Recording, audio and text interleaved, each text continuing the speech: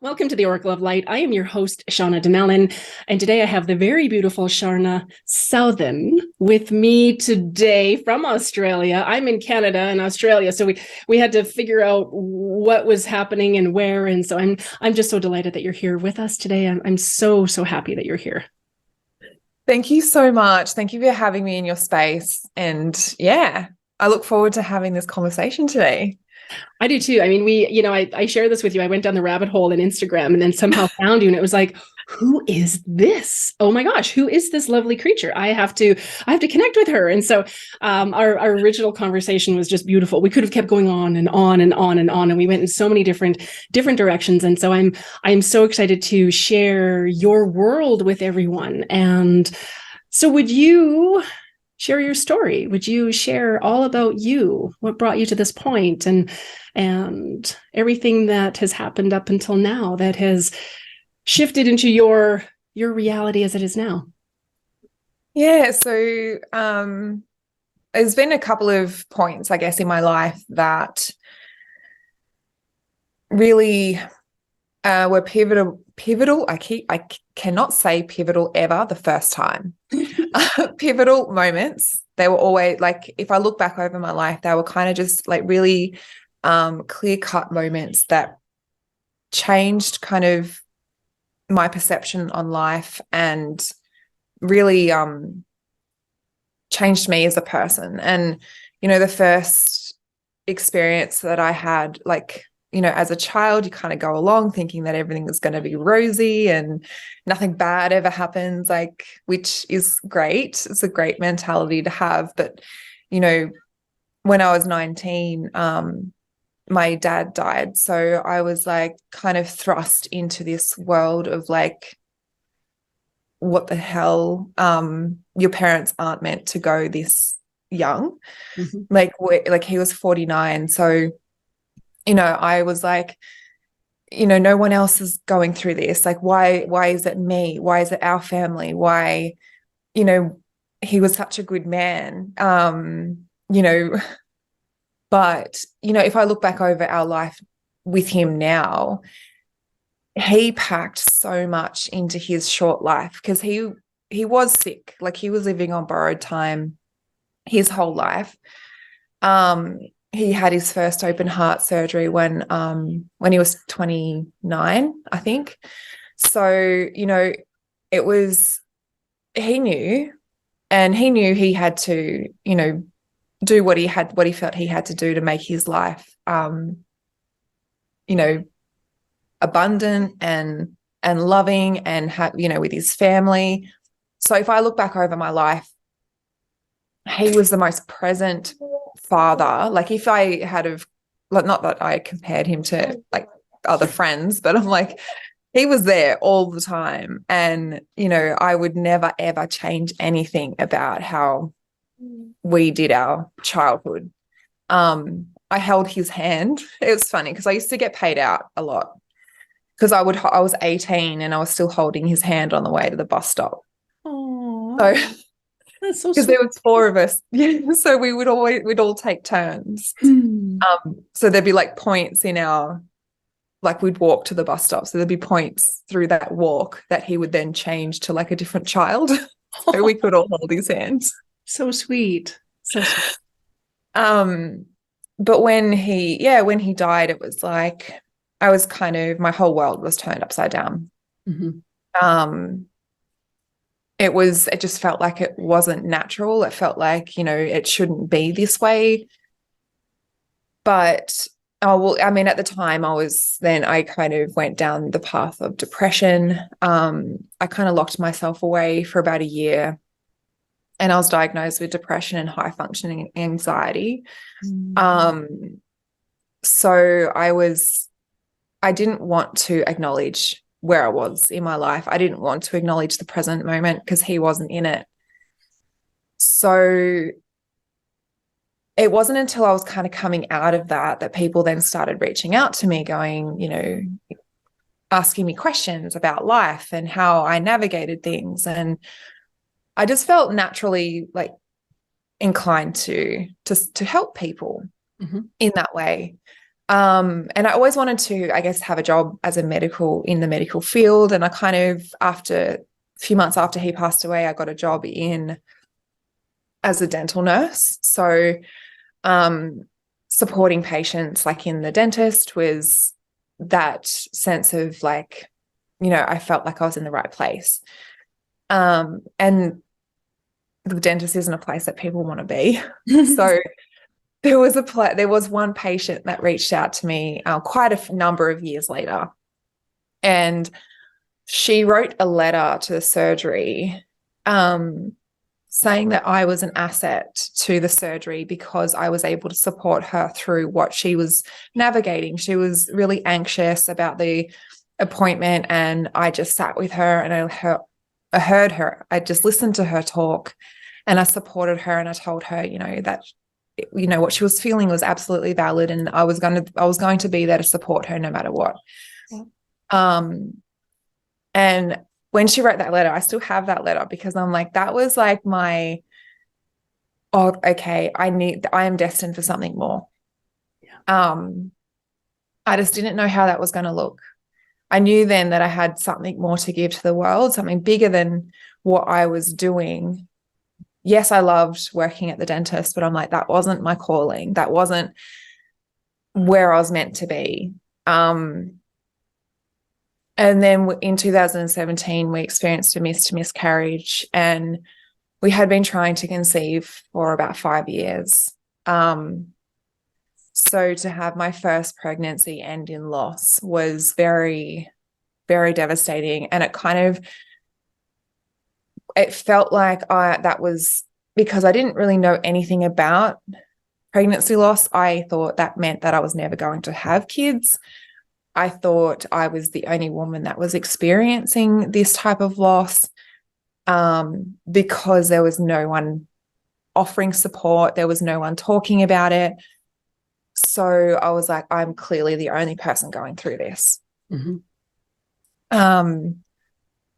But as I started to heal and recover, I started to talk about my story a little bit, and then people started to come out and talk to me about what was happening to them, and that they had gone through the similar experiences, or they had gone through experiences of pregnancy loss, and they were telling me how their story, and what their experience was. And I was like, no, like, this is it. This is what I need to do. I'd come to the point where I was able to recover myself and see that clearly was a space that needed attention, needed my attention. So I actually ran into 2 people in about 3 days. Mm-hmm. And they were all telling me I needed to do life coaching. And I was like, I don't even know what life coaching is, but okay, I'll look into it. So I kind of went down that path, but instead of focusing on life coaching, I was like, no, it's going to be around pregnancy loss. So everything I created, all the tools that I pulled from the courses that I was doing were all geared towards pregnancy loss. So I needed to create programs for women who were navigating that time, because obviously if I was looking for support, other women were looking for support as well. And if I felt like I was the only one navigating it, and there's other women out there that felt the same way too. So I had experienced the grief from when my dad died, but the grief when my baby died was so different. So I was like, I had to share that it's different, and validate women when they say, I don't feel the same way. I feel so personally responsible. And I'm like, well, I know it's how it is. I didn't feel personally responsible when my dad died, but I still went through the grief and the emotions and the sensations. But when my baby died, that was completely different, because I had the grief, but it was that I was personally responsible for what happened. Mm-hmm. I went over my day. I went over every single step, literally, that I took that day and what I did that could have caused it. I was trying to find a reason for why it had happened. But I mean, for me, there was no reason. It was just that it was an abnormality, and it was just my body's way of doing what it naturally needed to do. But yeah, that was just a really hard place to be in, and to come to a place to accept that your body was doing the right thing, but causing so much heartache and so much sort of turmoil in the process. Yeah. Yeah. We talked a little bit about this as well. My son Jack would have been 10 this year. Then after I, lost him, I felt so alone and isolated, and no one talked about it. And I know that people meant well, but you can try again, and you have your daughter, and it just wasn't meant to be. And just all of these just things that just really didn't help. And it's true what you said. I mean, I've lost other loved ones before, but losing Jack literally brought me to my knees. Like, that was my heart just shattered. It shattered. There were no words to describe how I felt, or I didn't even know what to do, how to navigate that. Yeah. And that's, I think, like when you said your heart shattered, like I think that was the first time I'd ever felt my heart literally break. Like, it, honestly, if I could have pictured it, it was in pieces. Yeah. And that deep heartache, like there's no way you've ever experienced it before. And you hope to never have to experience it again. But it's so different, and society just likes to try and fix it because it's awkward and they don't know what to say. So they say these like one-liners that think, oh, well, this will just make it better. I'll make you better. And you can stop showing your emotions because it's making me uncomfortable. Yes. I'm like, it's no, like it's, you've lost your baby like that. You can't, that's it. Just in the order of things, it just feels so wrong. And, you would do anything to have them. And falling again. And this is where I think a lot of women fall into that trap of, oh, I just need to try again. Because, even in society, that's what they kind of encourage, try again because, that'll make you happy. Mm-hmm. And I'm like, I'm sure deep down they know that that's not going to make them happy. It's not going to take away the pain. But, that's what society is like. Oh, if you just try again, you'll be right. Or, yeah, like you said, oh, you've got a living child. It's okay. Like, just focus your attention back on them. Mm-hmm. Like, nothing ever takes away the fact that you've gone through that experience.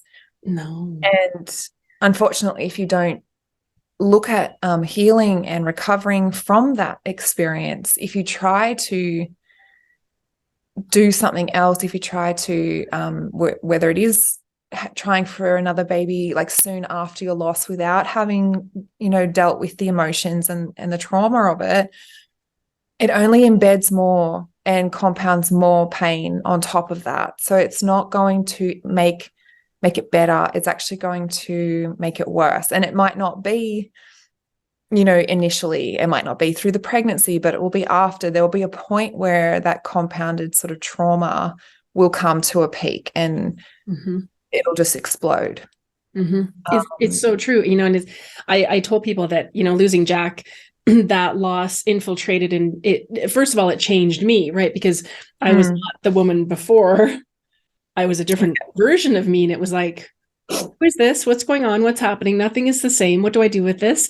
And then it was really shifting into, okay, wow, what just happened? Like, it just, there was this fog. And we talked about this briefly before, there wasn't, these are the 5 stages of grief, and this is what you'll feel. And it was like, this isn't in the book. What I'm feeling right now is not in that book. What are they talking about? And it was just, yeah. And I find that society, they just want to kind of brush over it. Just, no, it wasn't real. It wasn't real. It wasn't meant to be. Let's just let it go. And I always tell the moms that I work with, you will always be that child's mom. You'll always be the child's mother. You have a child that lives in spirit. And you'll have a different relationship now. And I think a lot of the work that I do is just acknowledging how painful that is, just acknowledging and holding space for that pain, because what was the percentage? There was a certain percentage of women that have PTSD after they've had a miscarriage. Yeah, it's like 1 in 6 women will experience PTSD.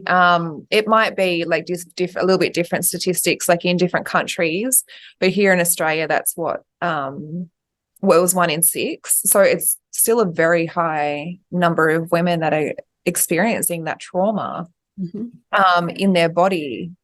And it might not even so PTSD is a very, kind of intense form of trauma, but you can also experience like really bad anxiety, depression, sleep problems, eating disorder, like not eating disorders, like troubles with eating, like whether you don't want to eat or you overeat, like there will be just like something there as well with eating. Like it affects people in so many different ways. But yeah, absolutely, PTSD is like really intense. And it's not even like when a woman goes to the doctor, they're like, oh yeah, you got PTSD, like, here, take a medication or do this and you'll be fine. And I'm like, no, it's not. It's not something that a medication, that's essentially just numbing her body to the fact that it needs healing, it needs recovering, and what she's experiencing in her body is trauma, and that trauma needs to be seen and it needs to be worked with. And it's not something that a medication that's just going to numb her to everything, and as soon as she comes off any medication, it's just going to come back. And it's and it like I mean, doctors are great, but when you go to them for things like that, they kind of just, that's their go-to. I feel like it's like, here, have a medication and it'll be better. For some things, yes. Like I have epilepsy, so yes, I have to take medication for the rest of my life to help the chemistry and the signals in my brain. Like it's not something that if I stop, it's not going to make me like there was no way around getting prescribed medication for that. But for things like mental health, there's often, I would say almost 100% chance there's something in the body that is causing that mental health expression. And it's not going to be fixed by a medication or something like that. No. And we talked briefly about this as well. I love our conversations. Our conversations just sort of, they follow wherever they need to and they kind of stop wherever they need to. And I love that. I love that. So, we've spoken about this briefly as well. I mean, a lot of women, their doctor says, well, go talk to someone. Here's an antidepressant and, you can try again. You're still young. You can try again. And you have, it's like they just sort of brush over it and they don't acknowledge that it's a real loss and it's a real pain and that it's like a wound. It's like, it becomes a part of us. And, after I lost Jack, I was depressed. I was depressed for years. I was just so heartbroken and I didn't even know what to do with myself. And so I, threw myself into volunteering and baked thousands of cupcakes. And that's all I knew to do. It was like, I just have to stay busy. And my doctor said, well, do you want to take something? And I said, I don't want to have to take something. I said, what else can I do? Well, you should go talk to someone. And I didn't realize it at the time that cognitive therapy that's only about 20% effective.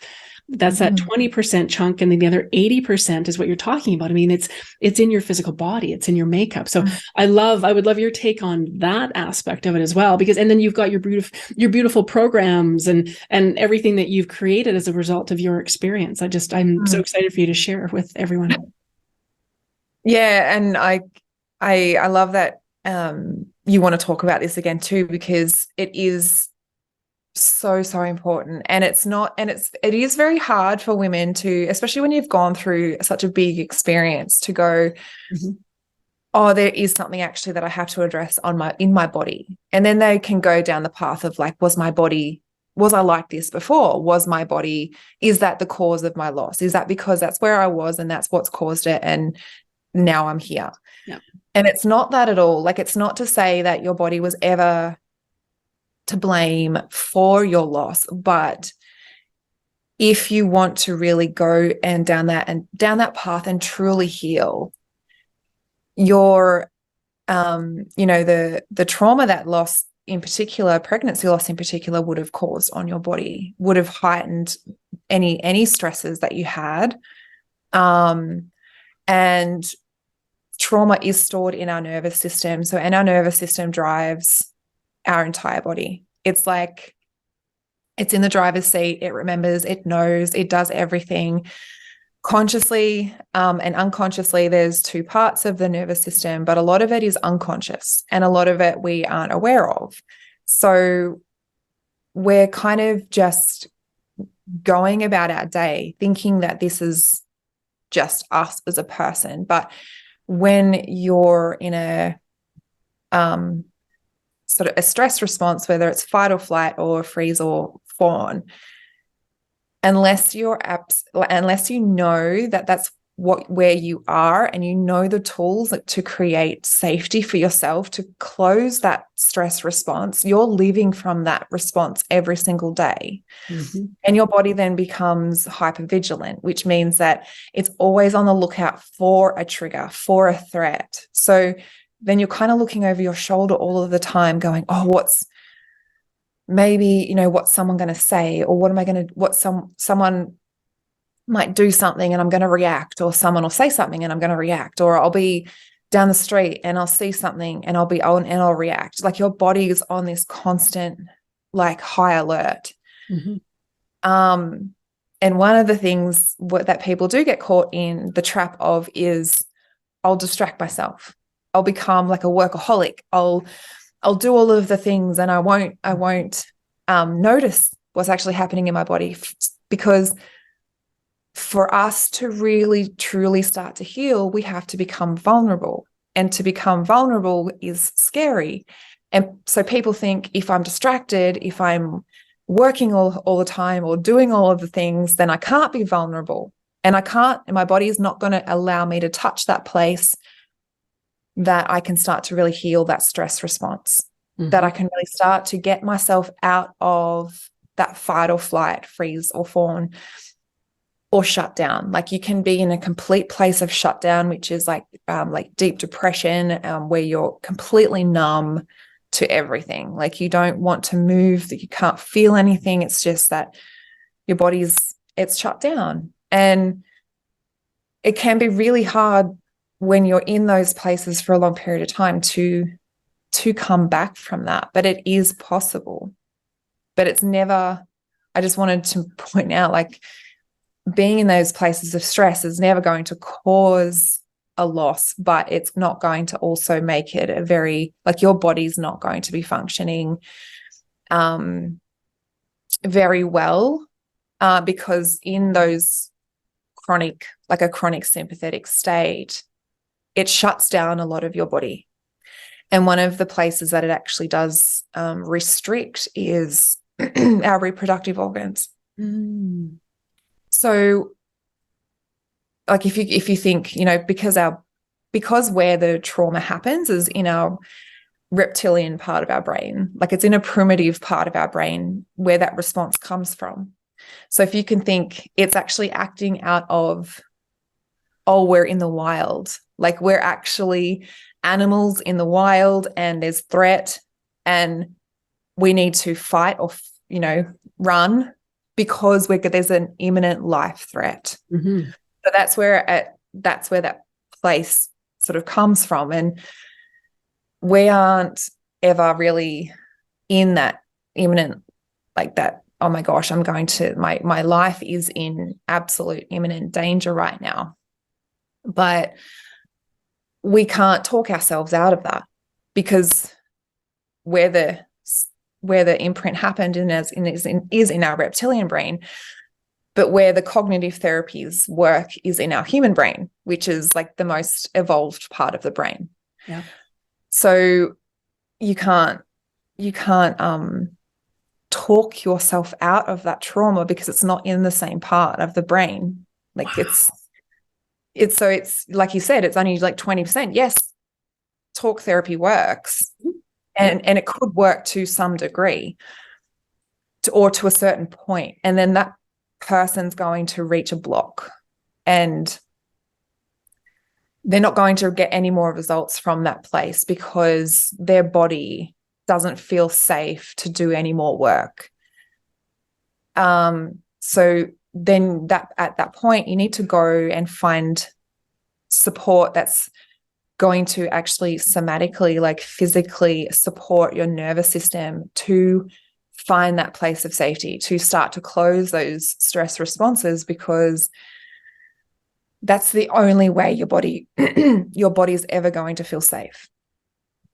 And we can only heal, and I'm sure you've probably heard this quote before too, like you can only heal when you feel safe. Yes. Like you need safety to heal. Mm-hmm. And it's not about safety in the mind. It's about the safety in your body, in your physical body. Mm-hmm. So, you know, it's not just about like that's what the doctors did with me as well. Just go talk to a therapist. Yeah. And I'm like, well, I've done that before. I did that for like 5 years after my dad died, and I still would spiral out of control in panic attacks, and, you know, between sessions. I'm like, I didn't have the ability to actually function for myself outside of a session. Oh. And it's because my body still felt so unsafe. It was so it was like, it literally was on alert all of the time, causing me to live in a perpetual state of anxiety. I was looking for things all of the time. Something that someone would say was like, oh, like a knife to my heart. And that's how I felt my anxiety. It went to my heart. It was like a knife to my heart, but then it would hit my stomach. So then it would hurt my chest, but also affect my stomach. And that's also how I know that being in these states of like high stress affect other parts of your body, was because I couldn't physically. I ended up being diagnosed with Crohn's, which is like inflammation in your intestines. But after about a year of me doing healing and changing things around my diet and just doing things differently for myself, I went back in for a test and they're like, oh, it's gone. And I was like, well, Crohn's just doesn't disappear, not with all of my research. And I'm sure, like, you being the specialist, you would know that Crohn's just doesn't disappear. Mm-hmm. And they're like, and then they ended up just diagnosing me with IBS. They're like, oh, you just got irritable bowel. Okay. So we're just still like, over here. Yeah. Right. Okay. Okay. But I knew that it was my anxiety. I knew that it was my internal workings. Mm-hmm. It was my, is essentially that those feelings of my anxiety would always hit my stomach. And I knew that. So when I was able to shift all of that, obviously, I had a tangible thing to say, oh, actually, your body has healed itself. And I was like, what? What happened? What just happened? But that was just, you know, a conscious effort from myself to start to shift things in my environment as well, my external environment, because essentially we're always responding. Our nervous system is always responding to our external environment. Mm-hmm. So if you've got an unsafe external environment, it's going to make it very hard for you to heal internally anyway. Mm-hmm. So if you're in this constant state of like toxicity, like in a workplace or in a relationship that's not safe, or whether it's a intimate relationship or whether it's friends or family, like if that's constantly in your space, like that's not going to support you in your healing either. Mm-hmm. So it is, like you said before, like your loss rippled out into different areas of your life. And that's what it does. Like it affects so many different areas. But when we're healing, we also have to recognize those different areas, and are those areas serving us in our healing? Are those people serving us that we surround ourselves with? Are those Yes. environments serving us? Yes, and that was, after losing Jack, that was the beginning of the end of my marriage. Like it infiltrated every aspect of my life. It changed how I parented. It changed how I saw the world. It changed how I saw me. I was, and I went through a phase where I was angry. I was angry at God. Why would you do this? And I was angry at my body. I was angry at doctors. I was angry at everyone. And it was just, and I like what you said, what was it that was serving me? And so I found a lot of relationships started to shift. And then it just, I started to notice who I felt really good around and who I didn't feel good around. And so there were, I love Brene Brown. She always says, who has earned the right to hear your story? And so I really found that there were certain people that they could listen to me all day, any day, talk about Jack. They were like, don't even ask, just go. I'm here for you. Just go, do it. And then other people, they just sort of had this, well, yeah, I guess it wasn't meant to be, or they would say some ridiculous thing and I would feel silly for even bringing it up. And then I'd just be like, oh, and I would say it probably took years for me to understand the impact of that loss, because that was it was a loss on every level. And yes, as a medium, I can connect with him and he's lovely. And I'm blessed to do the work that I do and help other mothers make that connection. But it was just, like you said, just such a heartache. Like it literally brought me to my knees. And I always tell people, I see it as a spiritual toolbox. And we have our spiritual toolbox. And, we, sometimes we use oracle cards, or we have prayer, or we have mantras, or we have affirmations, or we have all these things. And I remember dumping mine out and thinking, oh God, now what do I do? What do I do with this? And so for the longest time, it just sort of sat there and I didn't know what to do with it. And I think it goes back to feeling safe. And then I started to reach out and I started to find groups of other, women that had lost children and through miscarriage. And it was like, I found my tribe. And then it was like, I finally felt safe enough to kind of let the walls down and just sort of, and then just start to share. And I think from that point, I really started to own my story. Yeah, I had this loss and it's changed me as a person. And then it was okay.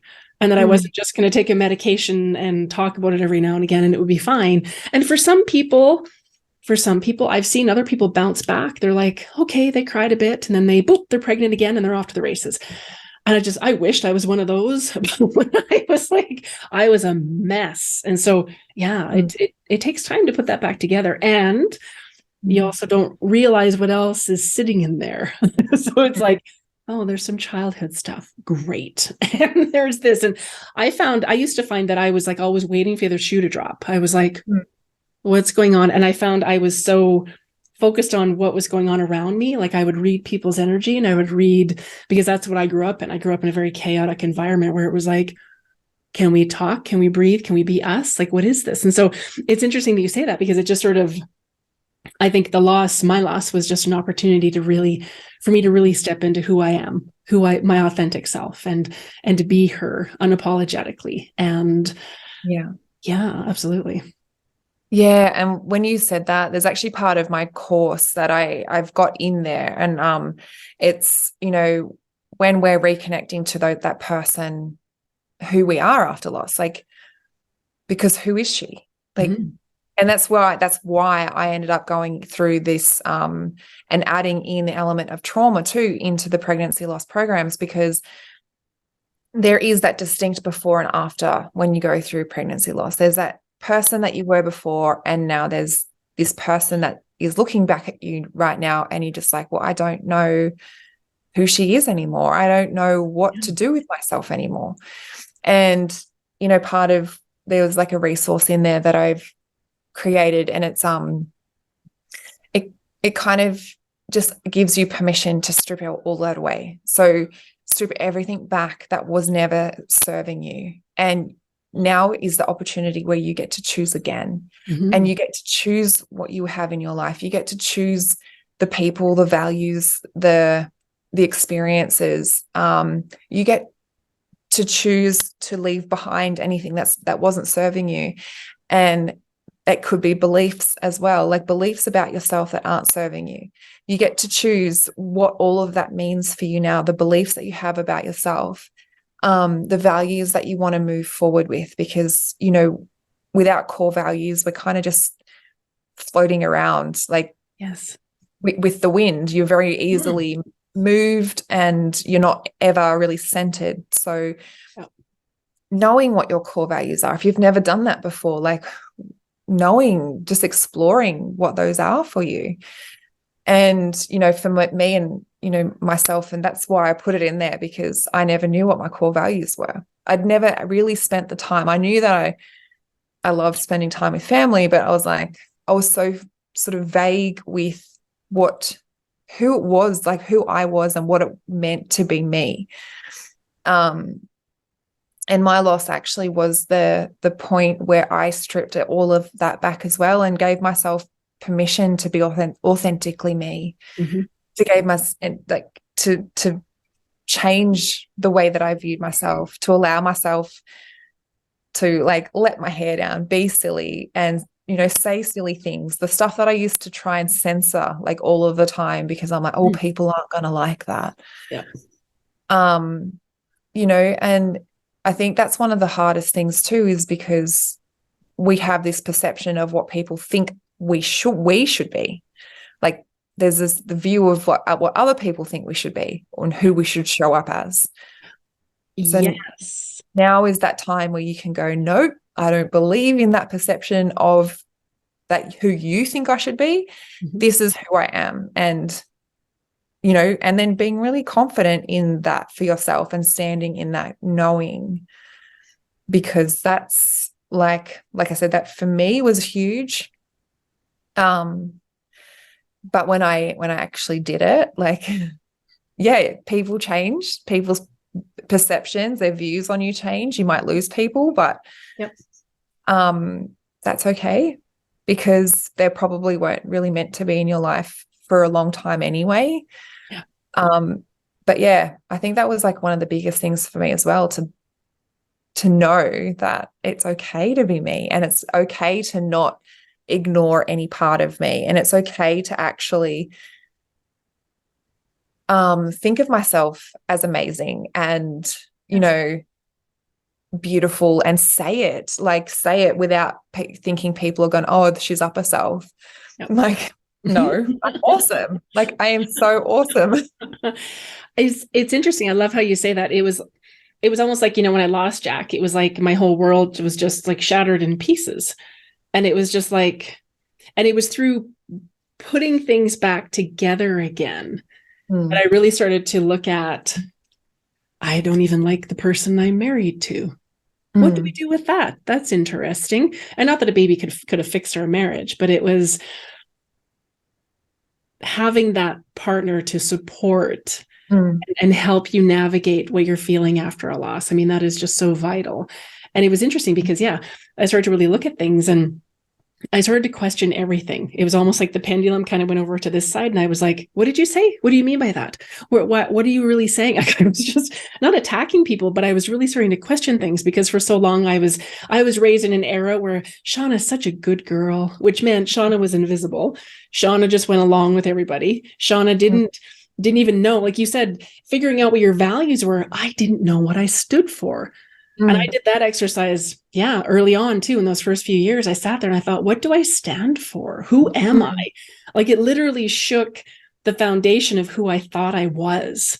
And then realizing, do I even know who I am? Do I like who I am?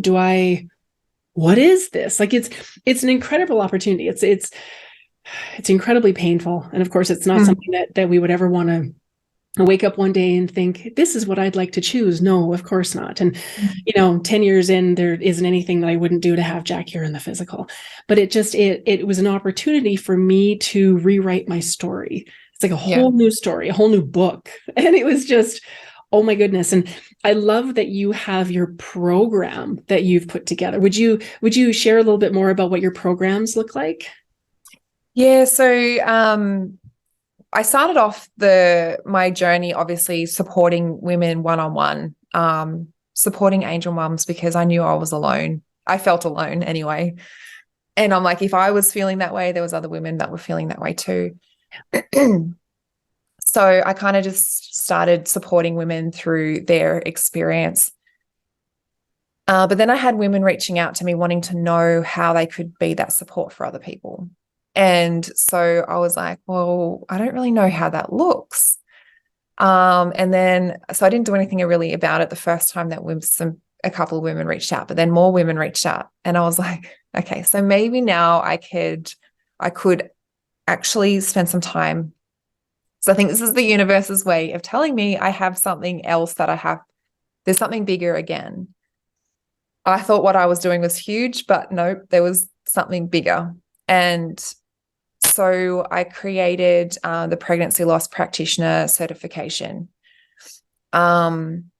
Originally, it has just expanded. So originally it was just going through my pregnancy loss recovery method. So essentially I broke down my healing and recovery into 3 stages. And that's what then the pregnancy loss recovery method encompasses, is those 3 different stages of healing, which is like emotional healing, our thoughts and belief patterns, our subconscious mind, and reconnecting to who we are. Because especially when you go through therapy, you don't get anything like that. You get a place where you can probably share your emotions, but then apart from that, like, what else? Mm-hmm. So I have taken it those 2 steps further. I share what emotions are specifically and how they present physically. And then I go into the subconscious mind, because a lot of our programming is there as well as in our body. A lot of the programming is in our subconscious. And again, it's a place we act out of that we're not even aware of. Yeah. So I go into a bit of NLP in that as well. And then reconnecting to who we are as a person, because that is a huge thing, but there's no bypassing like stages 1 and 2. You have to go through the foundations of understanding your emotions, understanding your thought patterns, because as they currently are, helping yourself work through them, and then understanding, okay, I know myself, I know my emotions, I accept them, I validate them. I've been able to bring awareness to my thoughts and how they're presenting, physically and mentally, what they feel like. And also then how do I connect to who I am? How do I look forward? How do I set goals for myself that actually excite me again in life? Because at the very beginning of that, when you're in deep grief, there's absolutely no way that you can see a future for yourself, because mm-hmm. you're so consumed with the emotions and your judgments, and everything is so clouded. Yeah. So there's no way that you can go and think of living a life without your baby in it. That is so huge. That piece right there is so huge. Like, how I don't want to think about my life in 5 years. I'm not looking forward to anything. Like, that's it all died that day. Everything that all the dreams and the hopes and everything. And so I love what you just said there. That's huge. That's so important for women to understand that, because I think, again, we're supposed to have a certain amount of time that we grieve and we mourn, and then we put that to rest, and then eventually people don't talk about it as much, and people aren't asking as much, and then it's like we're supposed to just know what those next steps are and just carry on like it didn't happen. And it's yeah, you're right, like, without acknowledging all of that and resolving it and figuring it out and healing, then we can't look to the future. I always tell people that, I give the gift of hope. I take them from grief to relief, or, the gift of hope that, there is more, that I can create this beautiful life. So I love what you said with that. That's so powerful. Yeah. And it's just because I was there myself. Like, I know that's, they're the transitions that I took. Once I was able to understand my emotions, I was like, then my thoughts got so loud, and I was like, what am I going to do with all of these? Where am I going to put them all? Like, what do they mean? Like, and so I had to get out of my head. Yeah. And so the whole point of, like, so we go through moving through, like, essentially what all the emotions are. But then when you get to that second stage, it's like, dropping out of our head and into our heart, and having that, okay, so this is what's actually happening. And it's just allowing that, I guess, that constant flow. It's not ignoring anything. It's not pushing anything aside. It's acknowledging things that come up at the time, how it sounds in your head, what are those voices saying, and how is that feeling in your body? Because again, that's where I was at. Like, I'm like, I had so much going on inside of my head. And we can get caught there. So that's where I wanted to bring that back into the body, because I'm like, that's not where we live. We're not designed to live from our head. And then you get to that point where, okay, I'm a functioning-ish kind of human right now, but loss has reprioritized everything in my life. I don't want to go back to work. I don't really know what's out there for me anymore. I don't know what to do with myself. Like, what do I do? Who am I? And so that was where I was at too. Like, it made me think about, like you said, you questioned everything. I questioned everything about my life, my choices, my work environment. I was like, do I go back to work? Like, what do I do? And so it allows us the opportunity to connect to our values. And then from that, are we actually living aligned to our values? Yes. What is it that's in our life that is serving us, that's not serving us? And what has to stay there that it may not be serving you, but maybe it's shifting a perception around it. Like, I have to go back to work, but maybe it's about viewing it in a different way, so that you can go back and it's not so stressful, and you're not sort of thrust into like a triggering environment. Yes.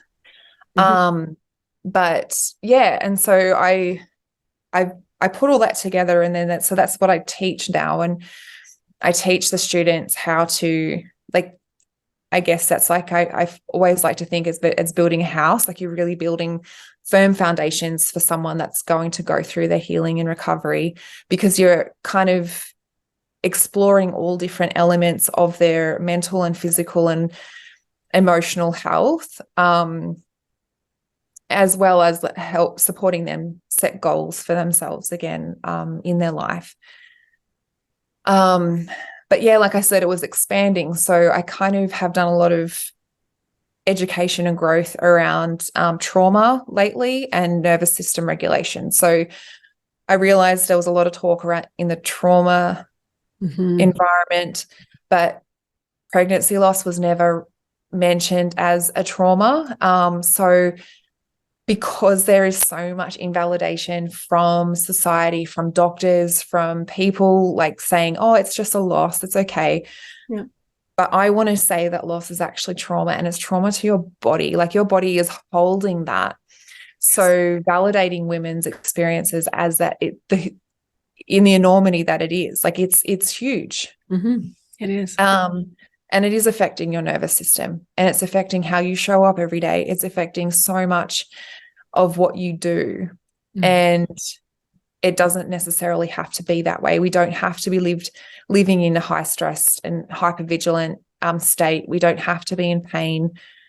So I've created like an extra level to the certification, which goes into being trauma informed and supporting women through nervous system regulation, and trying to relate it back to pregnancy loss. So how women, because essentially how women will come and what it will sound like. And hopefully we can open up the conversation around that too. Like, hopefully we can start to really acknowledge how big pregnancy loss is, and to the woman's body, to her physical and mental and emotional and spiritual health. Like, it's not just something that can be dismissed. And even it's dismissed even from the medical professionals as like, oh yeah, it's just another baby that's died, and that's it. There's no fallout from that. No. So and I think even for me, opening up the conversation around it being trauma has given women a lot of permission to know that what they have been through is bigger than maybe what they've been able to give it credit for, like in their own life, to know, like, it's validating those extra feelings of like, oh, I still don't feel right. And it's because their body's still recovering from that trauma. But it's also to make sure that they do seek that right support as well. So I'm hoping that I can create those support services and the women in those support roles that can have that bigger impact and open up more accessible support for women going through pregnancy loss. I think that's just so beautiful. I absolutely love it. I love what you do. And I love everything that you've created. And it's such a beautiful, safe place to come and honor that loss and then start to understand, okay, how has it impacted me? And it's, I remember my grandmother, she had, I can't remember how many stillborn births that she'd had. And after the last baby that she had lost, family members had said she was never the same after that. And it wasn't something that was talked about every now and again. And what we recognized later was that around the time of the anniversary of that baby dying, she would have moods. Like, she would get depressed. She would go in her room. She just didn't really want to talk about it, or she was different. And there was zero support. It was like, again, it wasn't acknowledged. It was just, you just go away and you deal with it and we move on. We're not going to focus on that. And so now we've created this beautiful space for people to share and to really look at that. And everyone is so different. In my practice, I always meet people where they're at. And, I've some families, they've worked through all of their grief and everything is fine. Other families, they're stuck and they're, on this continuum, and that's okay. And I think it's just so important to address all of those different aspects of us, because again, as we mentioned in the beginning, I love that. I love how you describe that. Like, the trauma is sitting in the reptilian part, and then this is where we're trying to talk and figure things out. And so, yeah, I'm sure this feels good. It feels good to be heard. It feels good to be validated. It feels good just to have someone listen. A lot of times, I have clients from over the years and they've said, I just pay you to listen. And I said, and I'm honored to do that. However, I can show up for you. And so having those distinctions, that when you're trying to get to the root of something and you're not even in the right area, how is that possibly going to work? Right. That was huge. That was a big takeaway for me today. Yeah. And that's the thing, like, and I don't think, and it wasn't really until I went down the path of learning about the trauma and how it affects the brain and where those traumatic events are imprinted into our body. It wasn't until I went down that path myself that I realized, oh, well, it makes sense that the cognitive therapies don't work all of the time, because it's like you said, it's not even addressing the right part of the brain where the trauma was imprinted. So, and the reptilian part is like, it has the spinal cord attached to it. So it's like, it runs like, then you can only imagine what all the nerves that come off that. And that's where our nervous system comes into. So it's all attached to that part of the body. And, and then we're trying to rationalize it from our human brain. Yeah. But it only can take you so far. And like you said, you meet the people where they are. Some people might actually be able to just reframe some things, and then that's all they need. And others, the reframing of things doesn't work. They're like, I've tried, and it's exhausting because I keep saying it over and over, and it just not making a difference. Yeah. And so then you've just got to look at different things and different ways that it's presenting, different things are presenting. But yeah, everyone's so different, and for someone something might work, for someone else you have to do more work with them in different areas. But like you said, like, it took me a long time to figure all that stuff out for me too. Like, it wasn't just for me. I couldn't just pick up and get back on with my life after a little thing. Like, you know. So yeah, everyone is so different. And just, yeah, accepting people where they are and acknowledging where they are, and then just being able to move out from there. I think so too. And I think it's such an individual process. I mean, it's just, there are, over the years I've read for thousands and thousands of people, and there's never the same story. Some of them overlap and some of them have similarities, but there's never the same story. There will never be the same loss. Like I think it's just so important to give a voice to these children that have lost, and to the process, and acknowledging that it is a real loss. And there, I've often said to people over the years, I wish I could take a picture of people, women before their session and then after their session, because it's just, the shift is just incredible to actually be able to sit and talk about that loss and honor that loss, and help them to find hope and meaning in their world again. And I always tell people that, joy and grief, I mean, that can live. There were days where I would be happy in the morning and then a miserable mess for the rest of the day. And then going through a loss, a pregnancy loss it's messy. It is messy. And now, what are some go-tos that you have for someone who has just had a loss? Yeah, I think one of the biggest things would just be to sit with those emotions that come up. No emotion that we feel at this time is going to be comfortable. It's all going to hurt. And allow yourself to go through those emotions. Or just feel them. If you want to cry, cry. If you're angry and you feel like you want to punch something, grab a pillow and punch something. Or you want to scream into a pillow. Like, sometimes your emotions need a physical outlet. And sometimes it's not just a matter of going, oh, I'm feeling sad. It actually needs that extra, like, how can I express this sadness? Like, what does my body need from me right now? Like, do I just want to lay on the couch? Like, that's perfectly fine. Do I want to go and have a shower and cry in the shower? That's perfectly fine. And just acknowledge those emotions and acknowledge how that's feeling in your body. Like, what does your body need from you? If it needs that a little bit extra to be able to express what's actually happening. But don't dismiss them, because the more we ignore our emotions, the bigger they're going to come back. They'll just keep growing in size, and the more you ignore it, you'll probably end up getting knocked off your feet by the time it comes back. And so just feel it as it comes to you. And just let it go through you, because essentially emotions are just energy. They want to move through you.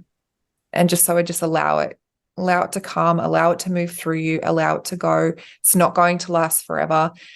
You won't, if you want to cry and you feel like you're just going to cry forever, you'll eventually stop. Like, there's no time ever that someone can't stop crying. You'll eventually stop. So just allow it to come. Mm-hmm. I love that. And, and I always tell mothers, you have to go through it. You can't bypass it. You can't lock it in a room and not ever look at it again. The true healing is going through it and allowing it to be messy and allowing it to be whatever it needs. And I think a lot of women too, they don't want to feel it's the vulnerable piece. I mean, this is such a vulnerable, tender loss. And then to actually sit with it and, figure out what does this look like? What do I need today? And I find for a lot of the women that I work with, you might find this as well, is it's giving themselves permission to figure out what they need in all the different aspects of their life. We're so used to, okay, lunches are made. What's for dinner? Where's the cat? What's going on with laundry? Car needs to go in for an oil change. Oh, right. I have clients today. Okay. What have I done for me today? Like I found that I was on the bottom of the list. And then I thought, okay, I need to be on the top of the list, because if I'm not at the top taking care of myself, I don't have anything to give. And then I would get resentful. And it just perpetuated into this big ball of anger and resentment. And I'd already had anger and resentment. So it was like, Oh my gosh. And I always tell people, you just have to be so gentle with yourself, and you just have to give yourself such grace. And yeah. So what is your, I'll ask it this way. What is your mission? What is your mission for the work that you do, for the people that you serve? I want to create more women that more women in support roles for pregnancy loss. I want to have more women across the world talking about loss, providing safe spaces for women to go. I want there to be recognition then from, the medical system, that therapy and counseling isn't the only way to seek support. There is so many more different ways that you can do it. And through my program, I'm hoping that with the women that go through it, the lives that then they will touch, it will allow women to talk about their story. I'm hoping it changes the way society views loss. Mm-hmm. And empowers women to know that they can talk about their story, that they can mention their babies. So yeah, I kind of just want to shift so much. I want to shift so much around the pregnancy loss space. I want to create more support, women in support roles that are in turn going to shift society's perception, empower women on opening up about their stories, and empower them in knowing that they have the right tools that they can heal themselves. And they don't have to see a therapist for years on end. Mm-mm. No, I love that. And I think the biggest thing is that we are our own advocate. We are an advocate for our body, our heart, our loss, our baby, our experience, and that our experience is valid. Our experience is ours, and we get to share that, and to come together in a beautiful space that such as the one that you create with your community is it's so beautiful. It's again, creating that safe place for someone to step in and start to explore that and start to look at that. And we talked a bit about this last time as well, is that we talked a bit about it today, was that we stay in that that chronic state, and I don't think a lot of people quite understand it until you really acknowledge it and start to understand how the body feels, and how are we perceiving things. And again, I find losing Jack, it was an invitation for me to look at everything. Like it shook up everything, as I mentioned earlier. And it was just the best analogy was someone said to me, it was like your life was this nice, neat deck of cards, and somebody went fling and they were all gone. And some of them have disappeared. You don't know where they are. And some of them are crinkled and they're a mess. They're ripped into shreds. And it's like gathering those pieces, like you said, it's like gathering the pieces that really honor you and honor the next part of the journey. It's almost like it's like it cleans house in so many ways that I don't think a lot of us, I would say, I don't think many of us are prepared for. There's so much, there's so much depth, and there's a huge opportunity for us, but there's just so much. It can be overwhelming. I remember days where I just thought, I want this to stop. I don't want to hurt anymore. I don't want to cry anymore. I thought that if I started crying, that I would not be able to stop. I thought it would kill me. It's like, I can't start because it'll kill me. I'll be done. That's it. And then once I started to allow myself, okay, just allow it to come out, because our body processes things through tears, right? And there's just so much that we can learn. I love it. I love our conversations. They're amazing. And now tell us where can people find you? Where can we find you? We've got social media, you've got your website. Yeah, so mainly would be Instagram and my website. So Instagram is Institute of Healing _PL. And my website is www.sharnasouthan.com. So yeah, my Instagram is like an extension on me and kind of my views, my opinions, my healing, my recovery, tips that I share with my students inside the practitioner certification, and just stuff that's worked for me. So yeah, if you want to, you can come over and you can give me a follow and reach out to me. You can DM me there, or you can reach out to me and email me on my from my website as well. Amazing. And we'll have all that information in the show notes, and we'll make sure that everyone knows how to find you. Thank you so much. Thank you for today. Thank you for sharing your beautiful world with us. And I'm excited to see what else you create and to support such an important cause. Thank you. Thank you so much for having me in your space today.